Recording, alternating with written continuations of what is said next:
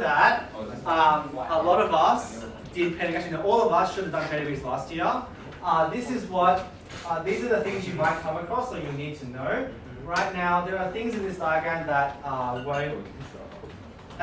do exist but won't come up. So, like for example, you generally won't need to know the fact that this thing happens, right, when you get two twins. That doesn't come up. Or this thing here, which is a heterozygous carrier for X recessive. Exams generally won't tell you that. But everything else, all the notation here is what you'd expect in a pedigree, right? So some simple things are, well, the first level we call the first generation, the second level is the second generation, and the third level is the third generation, right? When someone's box or circle is colored in, that means they're affected by the trait. It doesn't tell you if the trait is recessive or dominant. You don't know that. You have to figure that out. But that's what the box means. And for simplicity, a square is a male and a circle denotes a female. Right? That's just what we have to know. There are numbers here. Right now, these numbers are important because when you're answering pedigree questions, you have to refer to specific individuals in the pedigree.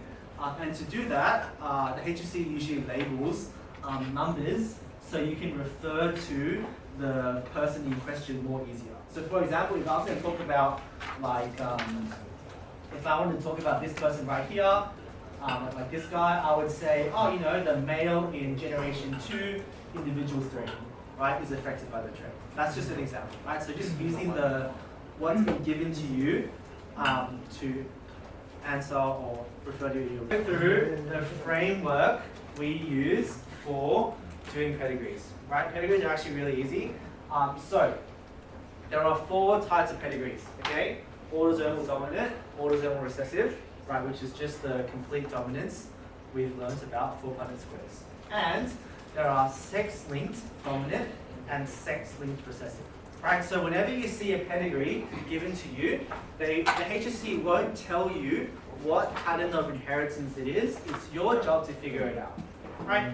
But there are things we can do that will help us figure this out, right? So, how to determine if it's an autosomal recessive or dominant? How you figure that out is if you see if there is a skipped generation, right? So what do I mean by a skipped generation? We can see here that generation 1, this guy has it. He has 2 daughters who don't have it, but then this daughter marries another guy, and then their daughter has it, right? So what that means is, well, in an autosomal recessive pattern of inheritance, you can get people that are heterozygous carriers, right? Which means that they won't show that they have the trait, like these guys. But because they're carriers, there's always a chance that it comes up in a later generation if they marry another carrier, right? Which is what we see happening here. Does it matter that the autosomal recessive, one side gets it from the male and the other side gets it from the female? No. The sex is irrelevant for autosomal inheritance. It's not sex, right? Now, obviously, that means the opposite is true for autosomal dominance, right? So there shouldn't be a skipped generation ever if it's an autosomal dominant trait, right? So that's the first thing we can use to differentiate between 2 types of pedigrees already, right? Is there a skipped generation? Yes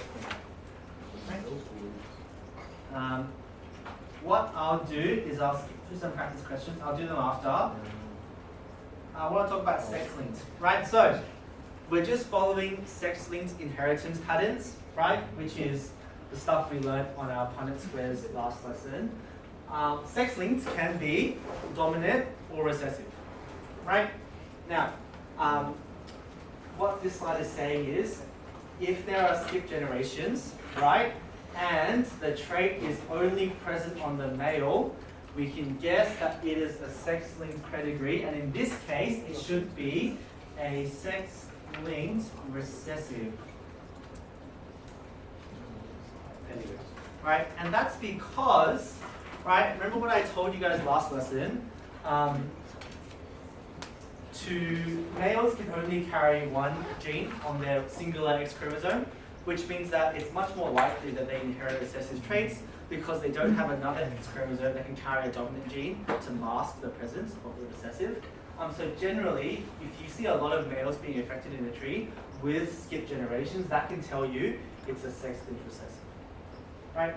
And then the inverse should be true for the other type of inheritance, right? So if you see a lot of females affected, then it should be sex-linked dominant, right? Because they have 2 copies, so in the dominant trait, it's much more likely they inherit at least one dominant gene.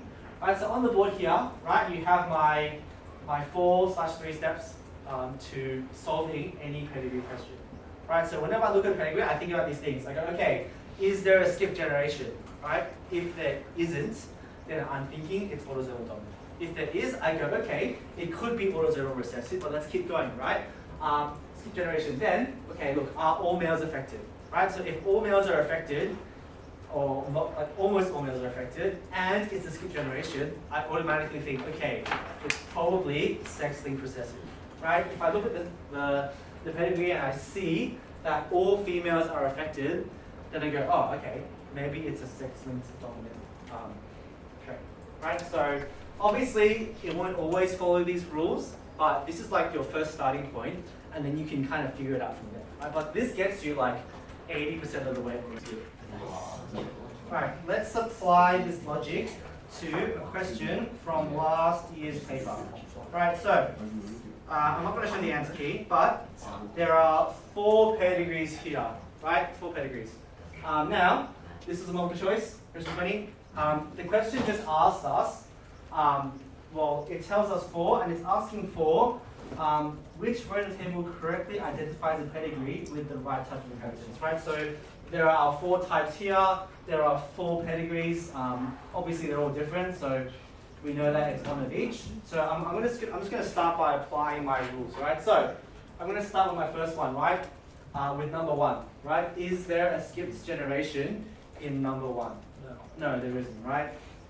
Then, just to double check, right, because it could be sex-linked dominance still, I check, are all females affected, or is a majority of females affected? No, right? So therefore, number 1 has to be autosomal dominant, right? Then, number 2, I check, okay, is there a skip generation for number 2? Yeah, right? Now again, what a skip generation means is if a parent doesn't have the trait, either parent, but one of their offspring does. Right, so if a parent doesn't have the trait, but one of their offspring does, that means that the parents must have been carriers, right? And when we put 2 heterozygous carriers together, we know from our Punnett squares that there's a 25% chance in autosomal inheritance to get an affected child. Right, so that tells you, okay, it could be autosomal recessive, or it could be sex-linked recessive. So I check again, right? Is it a male that's affected? No, it's a female, right? So that tells you, okay, probably not sex-linked, most likely autosomal recessive. Right, then I check number 3, right? Is there a skip generation? Well, no, right? So it's dominant trait. That's what you should expect. Are a majority of females affected? Well, yeah, because in the offspring, all 4 females are affected by the trait, but none of the males are, right? And that tells me, okay, this is probably a sex-linked dominant trait, right? Now number 4, right, is there a skip generation? Do the parents have it and the children, so do the parents not have it and the children has it? Yes, okay, so then, okay, it's a recessive trait. And then are majority of males affected? Well, yeah, because 3 out of 4 of the males are affected and none of the females are, right? So in this case, the most likely pattern is sex-linked recessive.